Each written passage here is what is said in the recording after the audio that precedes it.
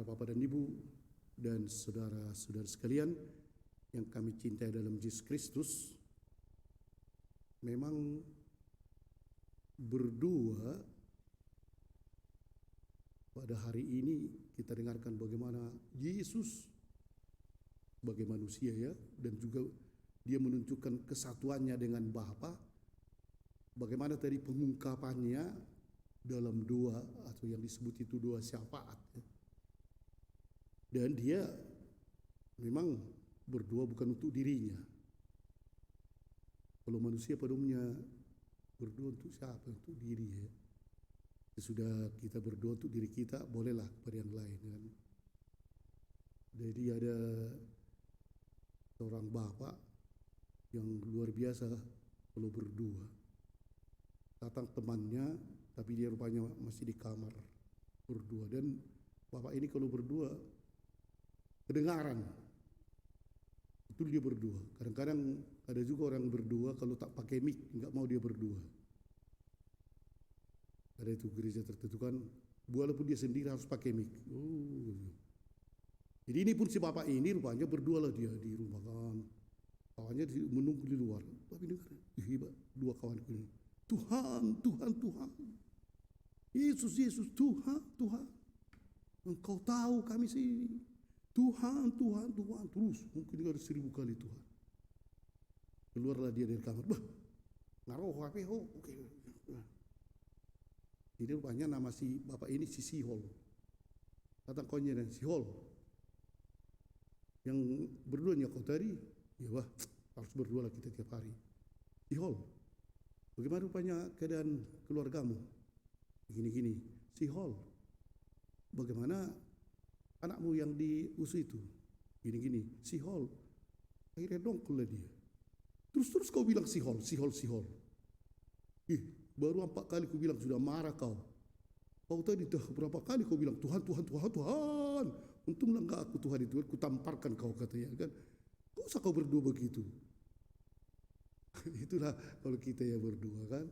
Dan pada hari ini kalau kita mau mengambil suatu kesimpulan dari doa Tuhan Yesus ini agak panjang ya, dan sangat mendalam ya, sangat mendalam. Tapi mungkin bisa kita ringkaskan.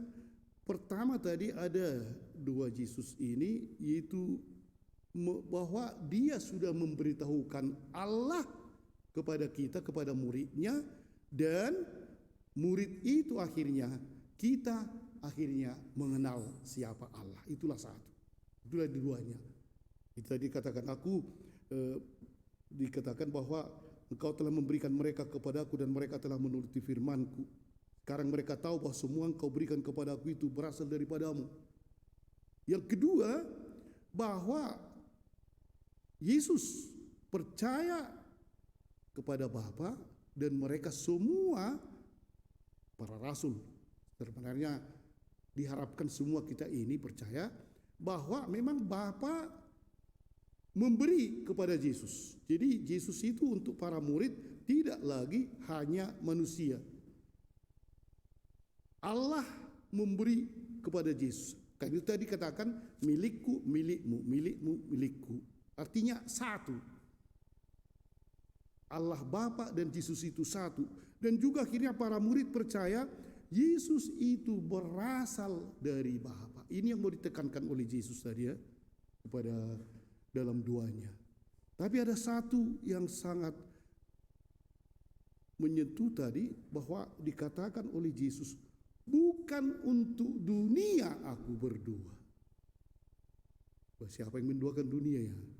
Terpaksa Sihol lah kita suruh. Yesus lihatlah dunia. Yesus lihat dunia. Siapa kalau gitu ya? Tapi Yesus mengatakan itu, aku berdoa untuk mereka, bukan untuk dunia aku berdoa, tetapi untuk mereka yang entah engkau telah berikan kepada aku. Siapakah itu? Sekali lagi ada dikatakan, bukan untuk dunia aku berdoa, tetapi untuk mereka yang telah engkau berikan kepadaku. Siapakah itu? Kita. Suster ini yang dua, si Preti yang ulang tahun.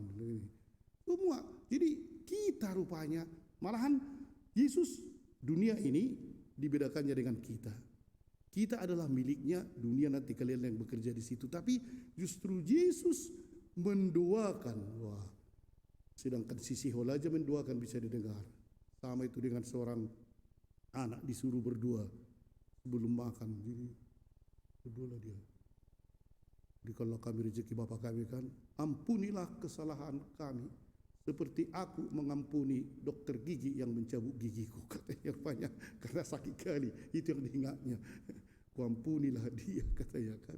Apa doamu itu? Sakit kali tadi, kurang ajar dokter, tapi kuampuni, ya kan? Jadi kita pada umumnya berdoa untuk diri kita lah, untuk diri kita. Ini Yesus berdoa dan begitu kesatuannya dengan Bapa, sebenarnya doa itu pasti dikabulkan. Dan itulah yang dikatakan di sini, untuk mereka yang telah Engkau berikan kepada aku. Dan mengapa sebenarnya? Karena Yesus memang pergi. Kita atau murid-muridnya yang tinggal, dan murid-murid inilah bukan dari dunia. Dikatakan mereka ini bukan dari dunia, dan karena bukan dari dunia pasti dibenci oleh dunia. Karena itu Yesus berdoa agar mereka selalu dijaga. Mereka ini milikmu dan milikku, jagalah. Tadi Paulus ya, walaupun menderita, kita lihat kan dari Miletus itu datang dari Efesus dan diberitahukannya semua, aku telah banyak menderita, tapi Tuhan menjaga dia. Tuhan menjaga. Sampai nanti masih pergi dia ke Korintus lagi, kemana-mana, dan akhirnya nanti sampai ke Roma. Tidak dibiarkan. Dan ketika dibunuh pun di Roma, sebenarnya itulah benih yang mati menjadi berkembang. Justru kematiannya itu merupakan kebahagiaan bagi manusia. Dan pada hari ini saya kira para bapak dan ibu, ketika kita menyadari doa Yesus ini bukan untuk dunia aku berdua, tetapi untuk mereka yang menjadi milikku. Siapakah milik Tuhan? Yang ini harus kita sadari. Memang milik Tuhan itu kita. Tapi inilah manusia kan, kalau kita milik Tuhan tapi kelakuan kita tidak seperti milik Tuhan, ya sudah disepak lah kan. Milik iblisnya ini kan. Kalau kita dalam hal ini milik Tuhan tapi munafik, setengah milik Tuhan, setengah milik dunia. Lebih enak sebenarnya gitu ya. Kalau umpamanya hari Sabtu milik dunia, hari Minggu 2 jam milik Tuhan. Sesudah itu tampari orang, milik Tuhan lagi. Oh, udah salah. Tapi kalau dikatakan secara umum begitu-begitunya kita. Walaupun dikatakan bahwa kita ini milik Tuhan, oke, milik Tuhan. Tapi ketika aku emosi, Tuhan jangan dulu di sini ya. Kalau aku mau mencuri, Tuhan jangan dulu di sini. Aku kawanku iblis dulu. Sehingga doa itu tidak sampai kepada kita karena kita tidak mengikuti sesuai dengan milik Tuhan. Disitulah letaknya para bapak dan ibu dan kita semua.